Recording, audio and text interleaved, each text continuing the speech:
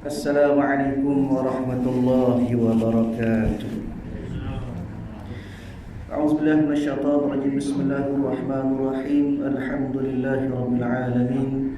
Wassalatu wassalamu ala asyrafil anbiya'i wal mursalin sayyidina maulana wa nabiyyina wa habibina wa syafi'ina wa qudwatina wa uswatina Muhammadin sallallahu alaihi wasallam wa ala alihi wa ashabihi ajma'in. اللهم فقهنا في الدين وافتح علينا فتوح العارفين واجعل أعمالنا خالصة لوجهك الكريم يا أرحم الراحمين. اللهم افتح علينا حكمتك وانشر علينا من خزائن رحمتك يا أرحم الراحمين.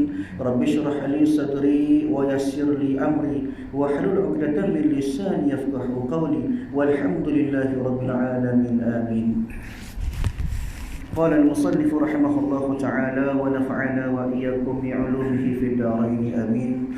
Alhamdulillah, pertama selamanya marilah sama-sama terafakkan, kita panjatkan setinggi-tinggi kesyukuran kita kepada Allah Subhanahu wa taala, kerana pada malam ini Allah Taala masih lagi memberikan kesempatan kepada kita, masih lagi diberi segala nikmat yang diberikan oleh Allah Taala kepada sekalian hamba-hambanya.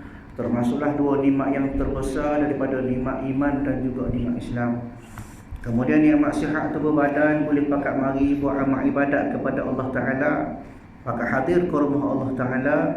Kemudian berada dalam majlis ilmu yang dikatakan oleh para ulama sebagai Raudhatun min Riyadhil Jannah, satu taman daripada taman-taman syurga.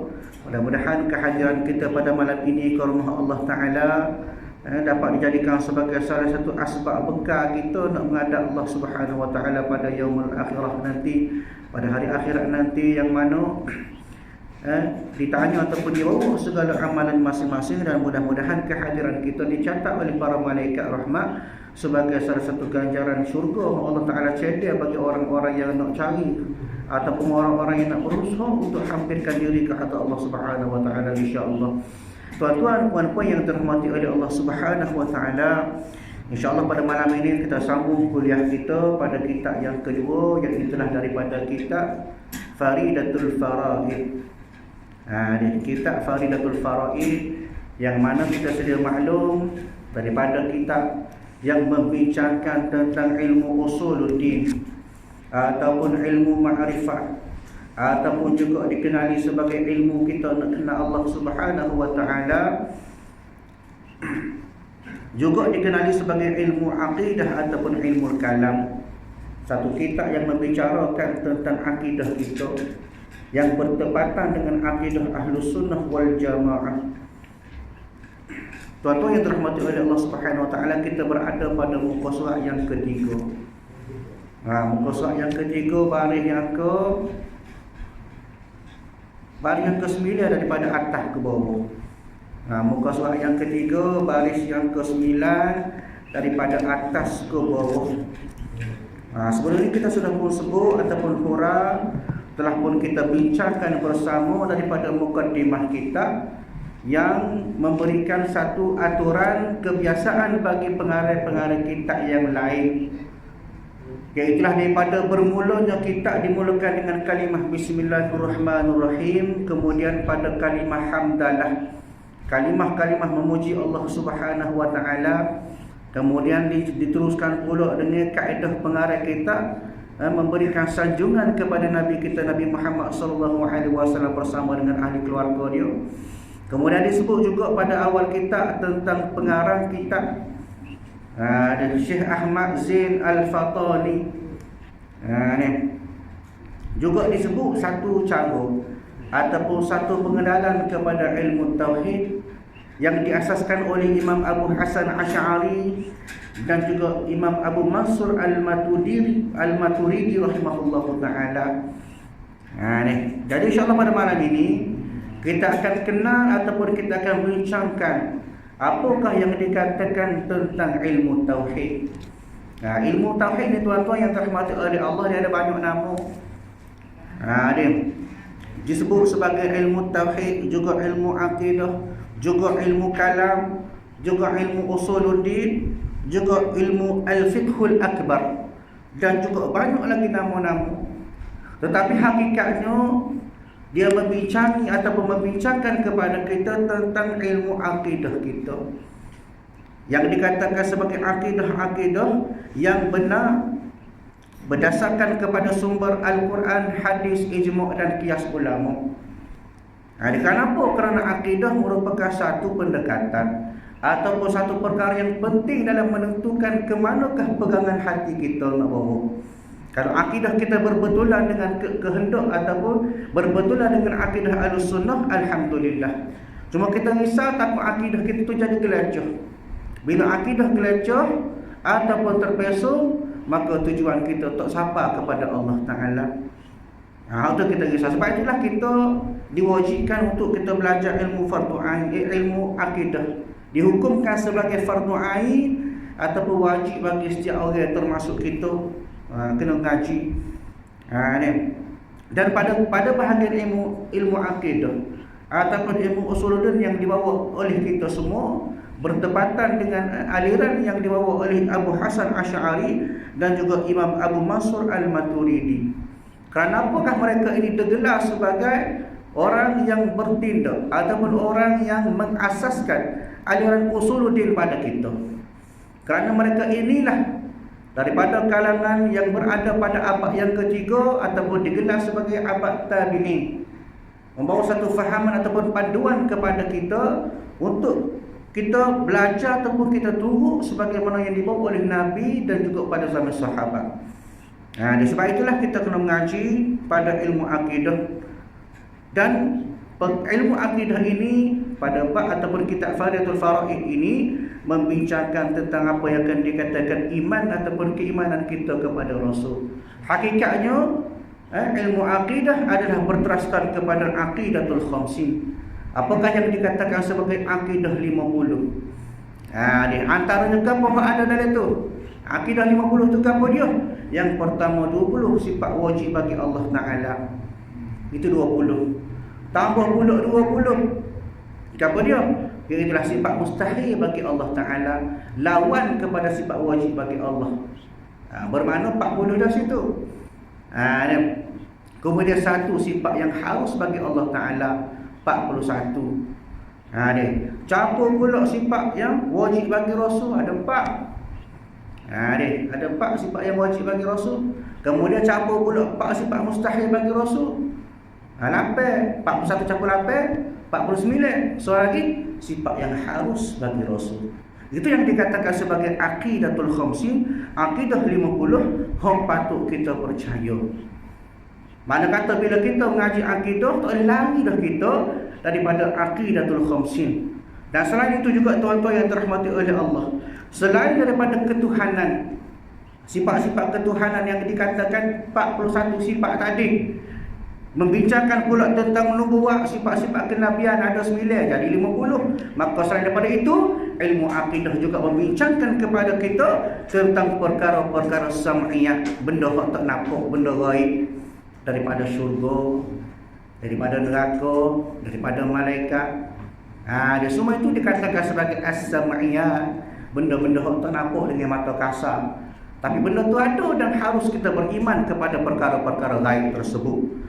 Kemudian pada yang bahagian yang keempat, perbincangan pada ilmu akidah ialah membincangkan tentang perkara-perkara mungkinat ataupun perkara-perkara makhlukat lain daripada Allah, lain daripada Rasul.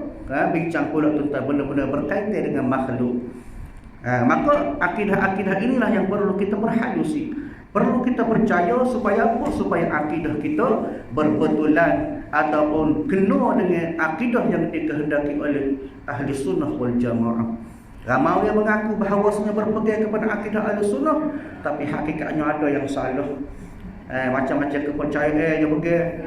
Bahkan ada yang mengakui bahawasanya ada Tuhan selain daripada Allah lah. Dia ada Rasul selepas Nabi Muhammad lah. Banyak benda-benda yang mengaruh. Dan inilah yang dikatakan sebagai terpesongnya ilmu akidah yang difahami ataupun dipegang oleh dia selama ini. Maka oleh sebab itu, ilmu tauhid yang dibawa aliran oleh Abu Hasan Asy'ari dan juga Imam Abu Mansur Al-Maturidi memberi satu panduan kepada kita bagaimanakah kita nak mengaji ilmu akidah yang sebenar. Jadi ilmu tauhid merupakan satu perkataan bahasa Arab. Tauhid berasal daripada perkataan ahad ataupun wahidun, maksudnya satu, tunggal, esok. Maknanya tauhid ialah kita mengesahkan Allah Ta'ala. Itulah sebenarnya hakikat ilmu tauhid. Manakala disebut bahawasanya daripada kitab Hasyiah Al-Bajuri, pada kitab Al-Jauharah, tauhid itu bermaksud kita mengatakan bahawasanya Allah itu satu. Manakala antara ulama-ulama yang memberi pendapat tentang ilmu tauhid, antaranya Syekh Junaid Al-Baghdadi rahimahullahu taala mengatakan bahawa ilmu tauhid ialah bagaimanakah kita mengesahkan Allah Taala dengan bersifat kidam ataupun lebih dahulu daripada benda yang baru. Ni. Begitu juga disebut dalam kitab Jauharatut Tauhid, menyatakan bahawasanya ilmu akidah ini merupakan ilmu yang mampu memberi kefahaman dan penjelasan akidah agama yang diambil daripada dalil-dalil yang diyakini. Daripada mana? Daripada Al-Quran, As-Sunnah, Ijma' dan Qiyas ulama. Ni. Maka tuan-tuan yang dirahmati oleh Allah, kita kena faham bahawasanya ilmu tauhid, bila sebut ilmu tauhid, maka bincang tentang Allah, tentang Rasul, tentang perkara-perkara ghaib ataupun as-sam'iyah, kemudian bincang tentang daripada segala perkara-perkara daripada makhluk ataupun sekalian daripada makhluk. Kenapa? Kerana makhluk juga merupakan salah satu tanda keesaan Allah Ta'ala daripada kejadian Allah Ta'ala. Ada Allah Ta'ala, antara buktinya ialah adanya makhluk dan sebagainya. Maka makhluk juga merupakan salah satu penyaksian bahawasanya ada makhluk, maknanya ada yang buat ataupun khalik yang mencipta. Dan makhluk itu tidak ada dengan sendiri. Kita kena faham. Itulah yang dikatakan sebagai antara cabang atau perbincangan daripada ilmu tauhid. Baik, masuk dalam kitab. Bermula ilmu tauhid itu, pengarang kitab sebut bermula ilmu tauhid itu, maknanya dari segi ta'rif dia, maksud dia, apa dia ilmu tauhid itu? Ibarat daripada perhimpunan.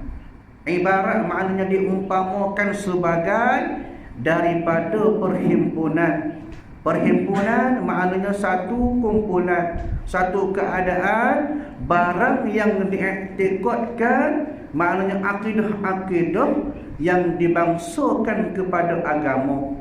Ni maknanya benda-benda akidah, benda-benda iktikad yang dibangsakan kepada agama, maka itulah yang dikatakan sebagai ilmu tauhid. Yang diambilkan daripada dalilnya, maknanya dalil ilmu tauhid itu daripada yang diyakininya. Nak tahu ilmu tauhid apa dia? Benda hak bincang tentang perkara-perkara akidah berkaitan agama. Maknanya itulah yang dikatakan tauhid. Tauhid yang betul maknanya akidah yang membicarakan tentang agama yang dibawa ataupun diambil daripada dalil-dalil yang muktabar daripada Quran, hadis, ijma' dan qiyas ulama. Tu. Dan bicara maknanya perbincangan dia daripada ilmu tauhid apa dia? Daripada zat Allah Ta'ala, daripada sekira-kira barang yang wajib baginya. Maknanya benda yang bincang dalam ilmu tauhid, iaitulah pada zat Allah Ta'ala, daripada benda yang wajib pada Allah Ta'ala, yang dikatakan sifat 20 tu. Dan barang yang mustahil atasnya, maknanya mustahil atasnya, mustahil atas Allah Ta'ala. Benda yang wajib, kemudian benda yang mustahil atasnya atas Allah Ta'ala, dan barang yang harus baginya bagi Allah Ta'ala. Dan pada segala Rasul, mula-mula dibawa tentang uluhiyah, ketuhanan Allah Ta'ala, sifat wajib, sifat mustahil, sifat harus bagi Allah. Kemudian sama pula pada segala Rasul, demikian juga. Begitu juga pada Rasul. Kenapa? Ada Allah, ada Rasul, itu merupakan benda yang iktikad kita kena percaya. Salah kalau kita mengaku bahawa tidak ada Rasul. Dan Rasul kita kena faham berbeza dengan Nabi. Nabi kata ulama ada 124,000 orang Nabi.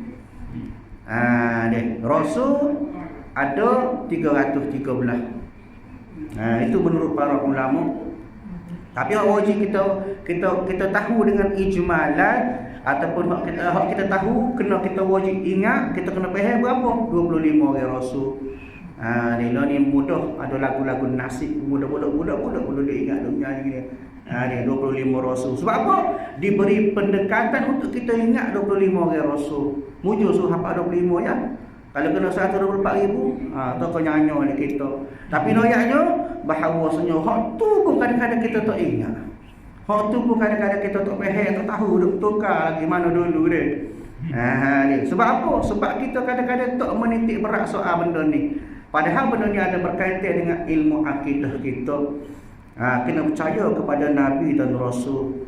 Rasul berbeza dengan Nabi. Nabi kata menurut pada dari segi istilah dia, istilah dia ataupun dari segi bahasa, dari segi maksud dia, Nabi ni dikatakan oleh ulama sebagai insanun hurum min bani Adam auhallahu ilaih wa lam yu'mar bitabligh. Nabi ni kata ulama, Nabi ni ialah insanun hurum, manusia yang merdeka, min bani Adam, daripada kalangan anak Adam, auhallahu ilaih, diberi wahyu kepadanya, walam yu'mar bitabligh, tapi tak disuruh untuk sapa. Itu Nabi. Nabi dia terima wahyu daripada Allah, tapi untuk diri dia semata-mata. Adapun Rasul insanun hurum min bani Adam auhallahu ilaih wa amarahu bitabligh. Adapun Rasul yang merdeka daripada kalangan anak Adam, diberi wahyu kepada dia untuk dia sapa. Dia ada 313 orang Rasul dan 24 orang yang wajib kita tahu, kita kena ingat, kita kena faham secara tafsir, secara detail. Sebab itulah tuan-tuan, kita kena faham yang dikatakan sebagai perkara-perkara yang berkaitan dengan ilmu akidah. Dan pada segala barang yang didatangkan dia oleh Rasul seperti hari kiamat dan lain-lainnya. Maknanya benda-benda yang dibawa, disampaikan oleh Rasul kepada kita.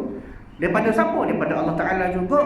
Tetapi wasilah ataupun perantaraan disampaikan kepada kita melalui Rasul-Rasul yang menerima wahyu. Kalau Rasul menerima wahyu, Rasul sampai kepada kita, maka itu dikatakan sebagai peringatan ataupun pesanan daripada Nabi, daripada Rasul, daripada Allah Ta'ala kepada kita. Sebab itu kita kena percaya kepada Rasul royak. Dia kena faham, kena fikir kepada Rasul royak mana daripada Allah Ta'ala juga tu. Dia seperti hari kiamat dan lainnya. Termasuklah benda-benda yang tak nampak, perkara-perkara ghaibiyah, perkara-perkara as-sam'iyah. Kadang-kadang wahyu dia sampai kepada Rasul ni tidak benda yang nampak pun ada juga. Diberi gambaran kepada Rasul. Bahkan ada pengalaman-pengalaman yang diberitahu secara jelas. Antaranya bagaimana gambaran hari kiamat, gambaran dalam surga, dalam neraka, bagaimana dibawa Nabi SAW masuk Isra Mi'raj. Ni, naik ke langit, tengok lagu mana pula gambaran-gambaran keadaannya. Juga dibawa ke dalam surga, ke dalam neraka. Nabi tengok sendiri dengan mata kasar dia.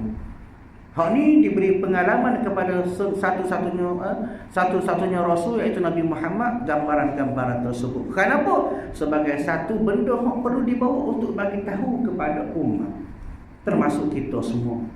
Tu pun kita lawai adik-adik lagi ni. Rasul bagi tahu.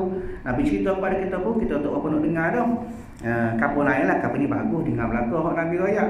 Tapi noyaknya di sini, pelbagai gambaran ataupun peringatan yang datang daripada Rasul adalah merupakan pesanan daripada Allah Ta'ala yang diberitahu melalui wahyu kepada Rasul-Rasul yang terpilih. Sebab itu kita kena faham bahawasanya Rasul merupakan pesuruh Allah Ta'ala. Rasul yang membawa segala risalah Allah Ta'ala. Dihantar kepada Rasul, Rasul sampai kepada kita. Jadi bagaimana kita nak tahu ataupun bagaimana kita nak ikut Allah, maka kita kena ikut Rasul lah. Baru kita nak ikut Allah. Ati Allah wa ati'ur Rasul, kata Allah. Bagaimana mana ikut Allah? Kena ikut jalan yang dibawa oleh Rasul. Baru kena dengan syariat, baru kena dengan kehendak Allah Ta'ala. Ni, baik. Dan faedah ilmu ini maknanya faedah bagi ilmu tauhid ini dapat kemenangan dan beruntung oleh yang mengetahuinya selama-lama.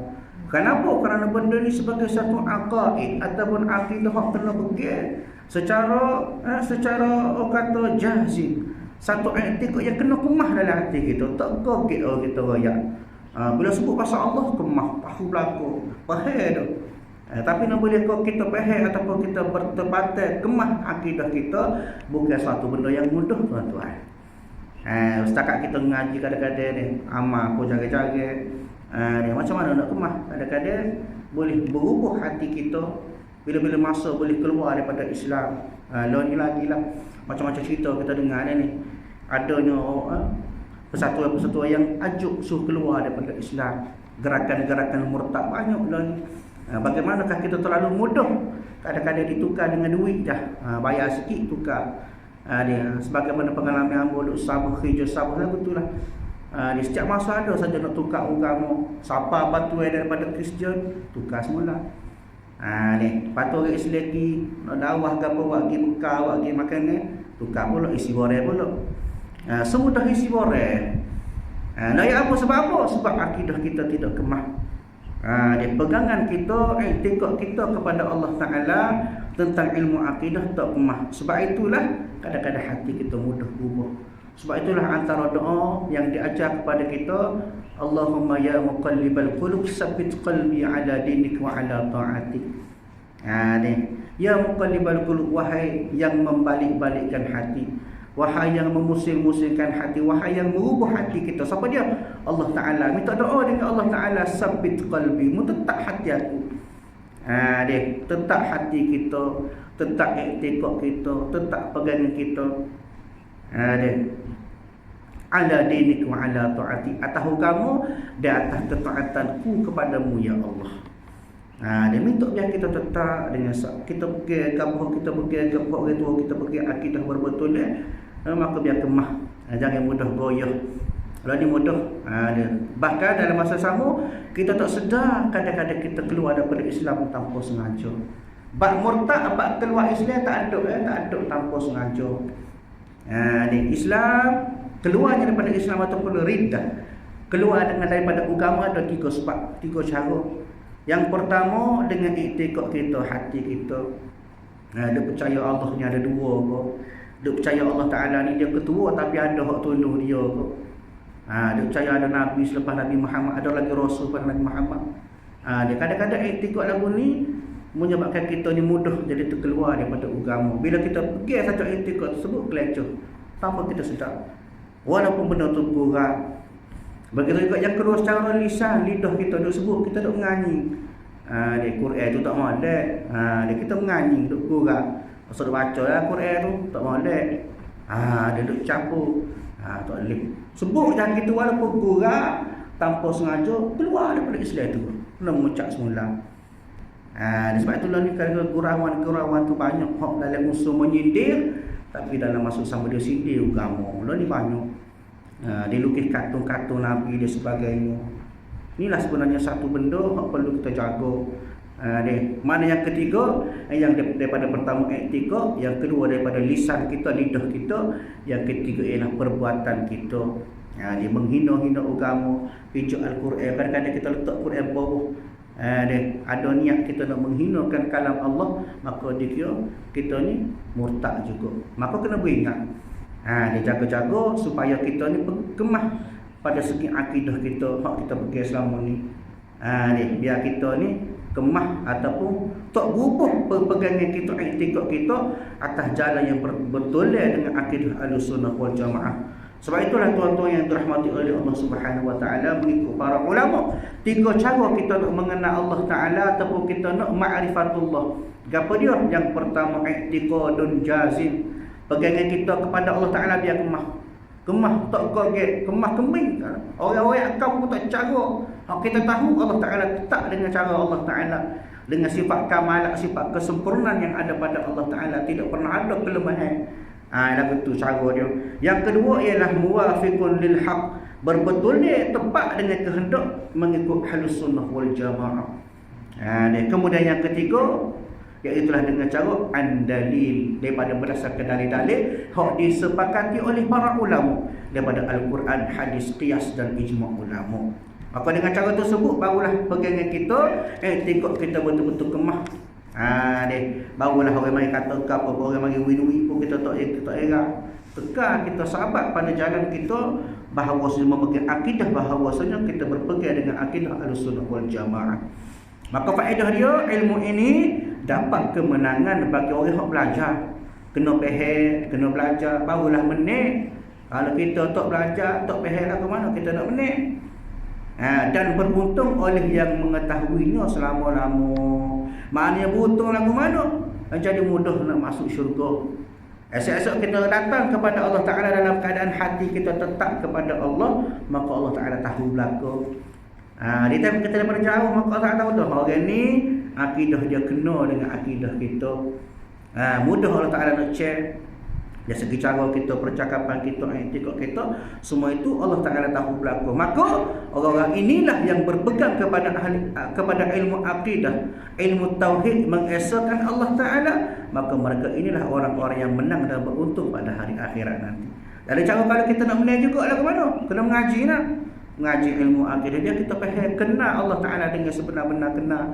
Nila ni kita kenal, tapi sekadar kadang-kadang kenal tu tak semua kenal.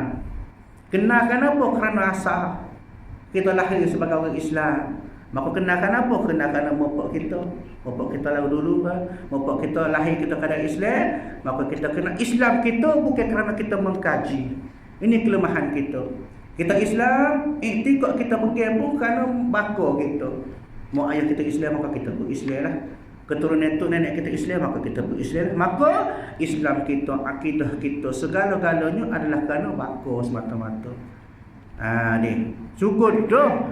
Tapi dari segi hakikat sebenar kita tu, kita tak berapa nak jelas. Sebab itu kalau bab ini kita lebih suka ataupun lebih beruntung bagi orang yang kenal Islam secara dia mengaji. Dia faham Islam kerana betul-betul faham. Dia mengaji sifat rupa, dia mengaji ilmu akidah, dia mengaji ilmu usuluddin, dia mengaji ilmu tasawuf, mengaji ilmu fiqh. Semua dia belajar, dia faham, maka dia masuk Islam. Itu hukumah. Kita oleh kerana kita sudah biasa, kita sudah selesa.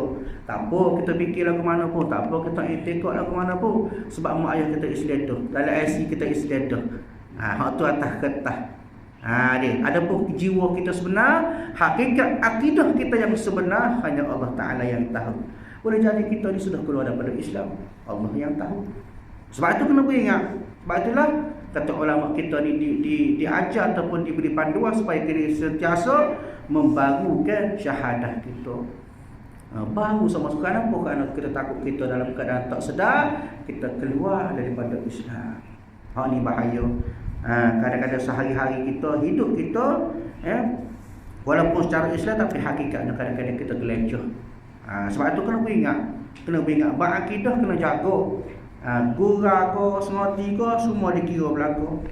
Sebab itu kena mengaji, baru kita faham benda-benda yang boleh menyebabkan, benda-benda boleh menyebabkan berlakunya riddah keluar daripada Islam.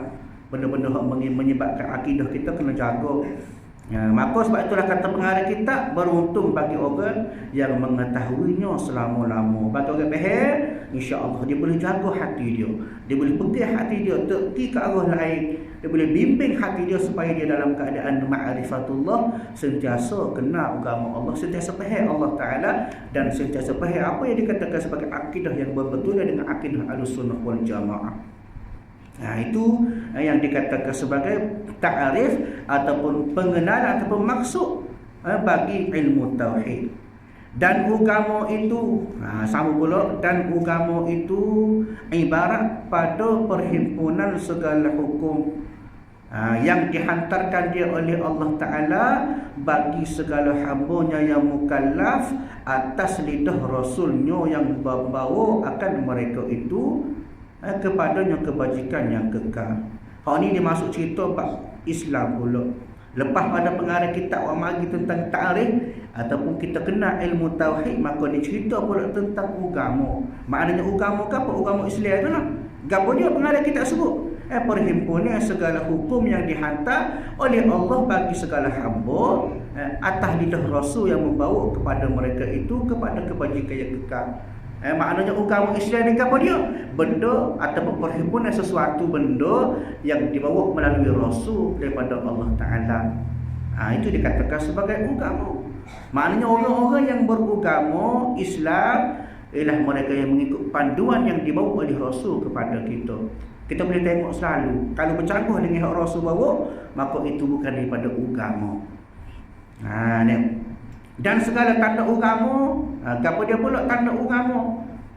Yang pertama sah i'tiqad. Betul pegangan dia kepada agama. Lagu mana sah i'tiqad? Jazam dengan barang yang diiktikad akan dia oleh ahli sunnah. Syarat dia tanda Islam, agama Islam apa dia? Yang pertama dia betul pegangan dia supaya ahli sunnah. Yang kedua, benar kosak. Benar kosak maknanya hati dia, iaitu menunaikan ibadat dengan ikhlas. Hati dia syahid ataupun dia nak kepada ikhlas kepada Allah semata-mata bila mana dia buat ibadat. Itu agama Islam. Dia cuba tengok nota kaki nombor 2 ditulis tu atas tu. Qauluhu, menunaikan ibadat dengan ikhlas. Artinya mengerjakan dia serta ikhlas. Dia buat amal, buat ibadat, ada bersama-sama ibadat tersebut ikhlas. Ikhlas apa? Ikhlas niat bagi Allah Ta'ala, lillahi ta'ala maksud dia. Dengan bahawa tiada disekutukan pada ibadat itu akan yang lain daripada Allah Ta'ala. Dia buat amal ibadat, niat kerana Allah Ta'ala semata-mata. Adakah kita niat lillahi ta'ala pun ada lagi gangguan dalam semaya. Duduk semaya tapi ingat benda lain. Banyak, ramah. Bukan kapal ni lah, kapal ni gaji belakang, bagus belakang, khusyuk semaya. Noyaknya gangguan-gangguan ini menyebabkan ibadat kita tidak kerana Allah. Betul dah lillahi ta'ala dah. Di semula kat takbir tu. Lillahi ta'ala dah. Tapi dalam semaya kita adanya gangguan-gangguan yang lain daripada Allah Ta'ala. Ini juga kata ulama sebagai menyekutukan Allah. Kenapa? Buat amal kepada Allah, tapi dalam masa sama mari benda lain. Dipanggil tak ikhlas dah tu. Di firman Allah Ta'ala, faman kana yarju liqa'a rabbih falyamal 'amalan salihan wa la yusyrik bi'ibadati rabbih ahada, kata Allah. Dan telah ikhtilaf para ulama pada orang yang beramal yang menyekutukan pada amal. Ulama sebut kepada kita, bagi Allah Ta'ala akan pekerjaan dunia, maka memilih Ibnu Abdul Salam dan lainnya akan bahawasanya tiada pahala baginya sekali-kali. Orang yang buat amal, menurut salah seorang ulama nama dia Abdul Salam, dia kata kan, bagi orang yang buat amal ibadat dalam masa sama dia tidak ikhlas, maka kata dia kan, tiada pahala baginya sekali-kali, tak ada pahala. Ini menurut pendapat ulama yang nama dia Abdul Salam. Dan memilih Ghazali, maknanya memilih Imam Al-Ghazali rahimahullahu ta'ala, bahawasanya dengan ikhtibar sebab. Kalau Imam Ghazali dia ada pendapat lain. Dia katakan tengok kepada melihat kepada sebab dia setara mana yang membangkitkan kepada amal itu. Maka jika adalah yang terlebih banyaknya pekerjaan agama, maka dapat baginya pahala dengan qadarnya. Imam Ghazali kata kalau buat banyak ingat kepada Allah dari semaya. Itu contoh kita kata kita semaya, maya 4 rakaat, 2 rakaat yang ingat kepada Allah Ta'ala, 2 lagi tak. Maka kata Imam Ghazali 2 tu yang kira boleh pahala, 2 lagi tak boleh pahala. Adapun mengikut ulama Abdul Salam yang sebut mula-mula tadi, dia kata tak boleh pahala belakang. Itu pendapat yang agak syadid, agak berat, agak kuat lah. Adapun Imam Al-Ghazali dia agak kendor sikit. Dia katakan boleh berdasarkan kepada iktibar sebab dia, setara manakah ikhlas dia dalam ibadat tersebut. Dengan qadar dia buat lah, setara mana ikhlas. Kalau 10% boleh pahala dia. Lagu tu. Atau adalah yang terlebih banyaknya pekerjaan dunia, maka tiada pahala baginya. Kalau lebih banyak ingat ke dunia masa semaya contohnya, maka kata Imam Ghazali tak ada pahala juga. Ni nak dia lebih agama baru dapat pahala. Ni maka tiada pahala baginya bagi hak lebih pada pekerjaan dunia lah. Dan jika bersamaan keduanya, nescaya gugur keduanya saja juga, tak boleh gapo. Dosa atas dalam pun tak boleh, pahala pun tak boleh. Maknanya buat amal saja-saja juga, letih saja. Hanya melepaskan kefarduan dia lepaslah, tapi pahala tak boleh kau sekarang. Dan kalam Ibnu Hajar, ini antara pendapat seorang lagi disebut Ibnu Hajar di dalam Hasyiah Aidah, cenderung kepada dapat pahala dengan qadar qasak mutlaqan kerana firman Allah Ta'ala, faman ya'mal mithqala dzarratin khairan yarah. Maknanya mengikut kepada qasak niat dia tu setara mana, mutlak tu semata-mata kerana firman Allah Ta'ala, faman ya'mal mithqala dzarratin khairan yarah. Kalau kita buat baik walaupun sebesar zarah, maka akan diberi balasan. Ibnu Hajar nama ulama ni Ibn Hajar dia kata bagi orang yang berpendapat orang yang buat amal tersebut, maka dia kata tengok kepada amal ibadat tu, kiralah buat sikit pahala pun sikit lah boleh. Itu maksud Ibn Hajar. Bermakna bahawasanya kena tengok bahawasanya dalam agama antara dua yang dikatakan sebagai tanda agama menunaikan ibadat dengan ikhlas. Itu berkenaan dengan tanda agama. Dan yang ketiga, maknanya ketiga pada tanda agama Islam, apa dia? Menyempurnakan janji, iaitu mengerjakan segala yang disuruh. Hak ni janji kita dengan Allah Ta'ala. Masuk alam roh dulu, kita dah berjanji nak buat segala yang Allah Ta'ala suruh.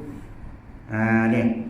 Yang keempat, ketiadaan melampaui sangkat ataupun hak, iaitu meninggalkan segala yang dilarang. Sebab itu Allah Ta'ala sebut dalam Quran syarat orang yang dikatakan sebagai khairul ummah, sebaik-baik ummah. Kadang-kadang kita ada rasa kita ni umat Nabi Muhammad, kita ni sebaik-baik ummah. Tak juga.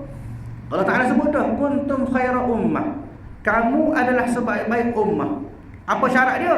Yang pertama, ta'muruna bil ma'ruf.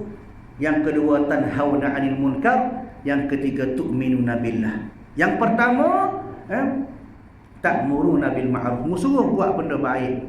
Mana musuh mana kena buat jugalah, jangan suruh orang saja. Kita suruh orang kita tak buat dak, maknanya ta'murun ay ya'maluna. Maknanya kita buat juga, buat benda yang baik. Dalam masa sama kita suruh buat benda baik. Syarat pertama. Yang kedua, tanhauna 'anil munkar, mencegah daripada benda-benda munkar, benda-benda keji, benda-benda salah. Yang ketiga, tu'minuna billah, beriman kepada Allah. Maka itulah barulah dikatakan sebagai kuntum khairul ummah, kamu sebaik-baik ummah. Kalau tak cukup syarat, tak sedap mengakulah kita ni, walaupun kita umat Nabi Muhammad, tak dikira sebagai sebaik-baik ummah. Kenapa? Kerana tidak melengkapi daripada syarat, 3 syarat yang dikatakan oleh Allah sebagai sebaik-baik ummah. Dan melengkapi agama itu atas 3 perkara. Hak sebut saat ni dikatakan sebagai tanda agama. Kita nak kenal orang yang beragama, orang yang dikatakan sebagai agama Islam. Maka hak ni pula sebagai pelengkap. Maknanya yang menyempurnakan agama. Melengkapi agama itu atas 3 perkara. Apa dia?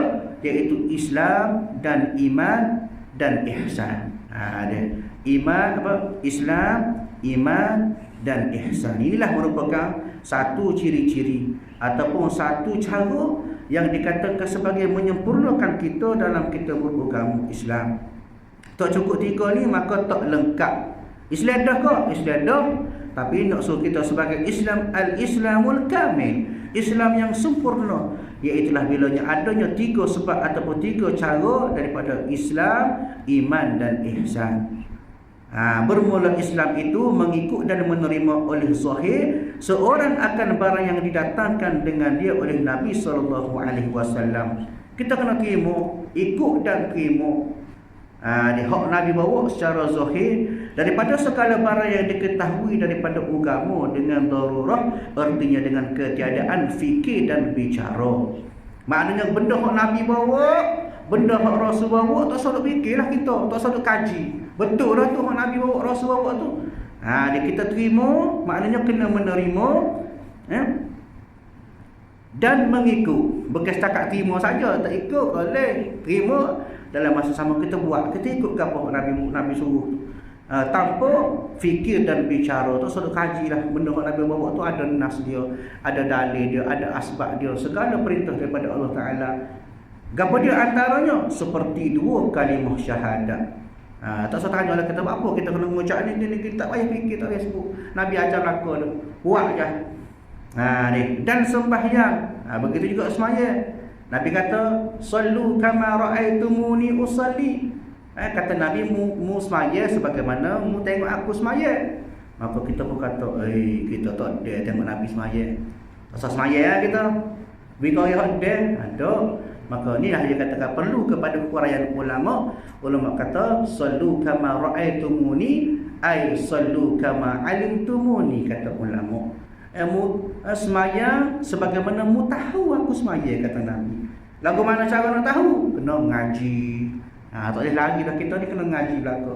Lagu mana? Kita mengaji lagu mana cara Nabi semaya. Di maknanya bila Nabi bawa perintah semaya, maka kena semaya lah. Tak suruh fikir, tak suruh ta'wil, tak suruh tanya lah. Itu yang dikatakan sebagai Islam yang sempurna. Dan dikehendaki dengan mengikut dan menerima itu, mengaku lidah dengan barang yang tersebut itu. Di maknanya kena sebut dengan lidah. Kita kena percaya akuan kita dengan lidah tu. Dan tiada menolaknya. Tak ada sifat nak napi-napi daripada hak Rasul bawa. Maka hak Nabi bawa Rasul bawa semua tu betul berlaku dah. Tak suruh takwil. Dan jika tiada diamalkan dia sekalipun, lagu mana? Seperti meninggalkan ia akan sembahyang dan umpamanya selama-lamanya. Ni kita faham. Kita faham rukun Islam tu, kita faham semaya tu wajib. Tapi kita tak semaya. Sempurna kada iman kita, tak sempurna. Sempurna kada Islam, tak sempurna. Kenapa? Kerana hanya kita ni menerima saja, kita tak amal. Terima Islam dah. Tapi kita tak amal. Islam juga tapi tak sempurna. Dan segala rukun Islam itu 5 perkara. Pertama, bersaksi bahawa tiada Tuhan melainkan Allah dan bahawa Muhammad pesuruh Allah. Ini merupakan satu yang dikatakan sebagai syahadah. Penyaksian kita, pengakuan kita bahawa tak ada Tuhan yang layak disembah melainkan Allah Ta'ala.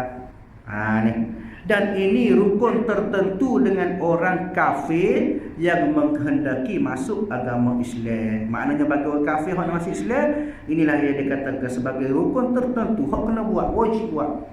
Syahadatain, wak mari syahadatain, 2 kalimah syahadah, pengakuan Allah bahawasanya Allah Ta'ala itu Tuhan yang layak disembah dan Nabi Muhammad itu pesuruh Allah. Itu Islam ataupun dikatakan sebagai rukun Islam. Yang kedua, mendirikan sembahyang yang 5. Ketiga, membayarikan zakat. Mana membayar zakat tu? Keempat, puasa bulan Ramadan. Kelima, haji akan Baitullah. Mana haji ke Baitullah bagi mereka yang kuasa, mereka yang mampu kepadanya akan jalan. Di maknanya inilah yang dikatakan sebagai rukun Islam, sebagaimana hadis Nabi SAW. Nabi sebut kepada kita, bunyal Islamu ala khamsin, syahadatu an la ilaha illallah wa anna Muhammadar Rasulullah wa iqamas salah wa ita'iz zakah wal hajj baitul haram. Maknanya wa shaumi Ramadan, kata Nabi SAW. Nabi sebut kepada kita, bunyal Islamu ala khamsin. Islam itu dibina atas 5 perkara. 5 asas, 5 tiang Islam tu. Apa dia? Syahadatu an la ilaha illallah wa anna Muhammadar Rasulullah. Pengakuan kita, syahadat kita bahawasanya Allah Ta'ala lah yang layak disembah dan Nabi Muhammad itu pesuruh Allah. Itu yang pertama. Wa iqamas salah, kemudian kita mendirikan sembahyang. Wa ita'iz zakah, kemudian kita membayar zakat. Wal haji wa shaumi Ramadan, kemudian kita buat haji, kemudian kita berpuasa pada bulan Ramadan. Maka ini dikatakan sebagai rukun Islam. Kalau kita tak buat, lagu mana? Kita tak buat, maka kata ulama, penyaksian kita hanya semata-mata penyaksian. Maknanya amal-amal ibadat lain kita tak buat, tapi kita percaya. Kita percaya semaya tu wajib, zakat tu wajib. Kita percaya segala-gala rukun Islam itu, tapi kita tak beramal atas dia, maka kita dikira Islam yang tidak sempurna. Islam hanya pada nama. Orang lagu ni kata ulama rugi besok-esok. Kenapa? Kerana kosong. Dia bawa bibik bekal dia nak menghadap Allah Ta'ala, dalam keadaan supik dia, jambi dia tu kosong, tak ada barang. Kenapa? Kerana dari segi Islam agama hanya pada nama. Islam yang tidak berkualiti. Mereka-mereka inilah yang dikatakan Islam yang mudah diganggu-gugat oleh agama lain. Kadang-kadang main kepel sikit pun rasa kocok dah hati. Comel baik duk Kristian pula kan. Rasa lagu tu. Padahal dari segi hakikat kita main perasaan kita ni nak menghina agama Islam tu dah. Dari segi hukum tak boleh dah. Contoh kita katakan, baik Cina duk bagi batu banjir. Contohlah di negara lain tempat kita ni. Baik Cina duk bagi banjir, kita orang Islam pakai tak cara. Tu salah satu cara ataupun percakapan kita boleh bawa kepada riddah juga. Kena beringat. Ramai orang duk sebut dia. Kalau di situ pokok dia duk bagi, pokok bukan Islam duk bagi. Bagus dia pada Islam. Tu jatuh hukum kafir. Kena beringat boleh. Walaupun kita sebut tu betul lah, kena dengan situasi lah. Tapi walaupun tak ada niat kita nak menghina ke agama, tapi jika kita merendah ke Islam juga, tak boleh. Dia walaupun tak sengaja, kadang-kadang tak ada niat apa, tapi kerana mulut kita. Sebab itulah kita nak kecek, nak apa, kena berhati-hati. Jangan kita meletak ke Islam berada di bawah, walaupun dengan sekadar kata-kata kita nak berbanding. Dia baik agama lain, baik kepada Islam, baik gini, baik gitu. Maknanya kita meletak ke agama lain baik pada Islam, maka kita termasuk daripada bab ridah murtad juga, wal a'yadu billah. Sebab itu kena faham, kena mengaji molek. Barulah kita boleh berhati-hati dengan apa kita sebut, apa kita kata. Mudah-mudahan kita semua, tuan-tuan pupaya hadir pada malam ini, dapat gambaran kepada kita bahawasanya hakikat sebenar ilmu akidah ialah bagaimana kita jaga hati supaya tak gelecah. Hal itu penting. Akidah adalah merupakan satu tunjang kepada kita, satu perkara yang dikatakan sebagai asas, sebagaimana asas letak pada kalimah syahadah, pengakuan kita, penyaksian kita bahawa Allah Ta'ala itu merupakan Tuhan yang layak disembah dan Nabi Muhammad itu merupakan pesuruh daripada Allah Subhanahu Wa Ta'ala.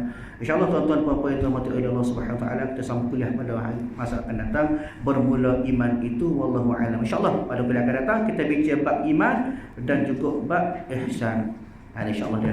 A'udzubillahi minasyaitonir rajim. Bismillahirrahmanirrahim. Alhamdulillahirabbil alamin. Wassalatu wassalamu ala asyrafil anbiya'i wal mursalin wa ala alihi wa ashabihi ajma'in. Allahumma inna nas'aluka ridhaka wal jannah wa na'udzubika min sakhatika wan nar. Allahumma innaka 'afuwun karimun tuhibbul 'afwa fa'fu 'anna wa 'an walidina wa 'an jami'il muslimina wal muslimati wal mu'minina wal mu'minati bi rahmatika ya arhamar rahimin. Allahumma rabbana atina fid dunya hasanah wa fil akhirati hasanah wa qina adzabannar. Wa sallallahu ala sayyidina Muhammad wa ala alihi wa ashabihi ajma'in. Walhamdulillahi rabbil alamin. Assalamualaikum warahmatullahi wabarakatuh.